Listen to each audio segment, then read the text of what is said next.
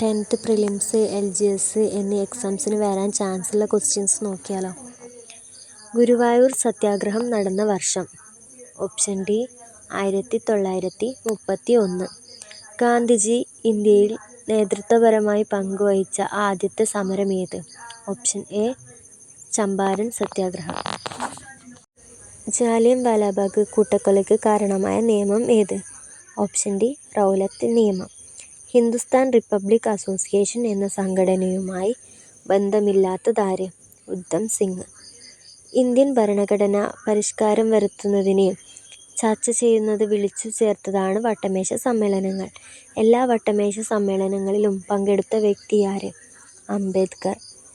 Indian ഭരണഘടന നിർമ്മാണവുമായി ബന്ധമില്ലാത്തതാർക്ക്? Option B doctor S Radhakrishnan. താഴെ തന്നിരിക്കുന്നവയിൽ മൗലികാവകാശങ്ങളിൽ പെടുന്നവ ഏതെല്ലാം? Option D 1, 3, 4, 6. 1. സമത്വത്തിനുള്ള അവകാശം. 3. ഇഷ്ടപ്പെട്ട മതത്തിൽ വിശ്വസിക്കാനുള്ള അവകാശം. 4. ഭരണഘടനാപരമായ പരിഹാരത്തിനുള്ള അവകാശം. 5. ഇന്ത്യയിൽ എവിടെയും യാത്ര ചെയ്യാനുള്ള അവകാശം.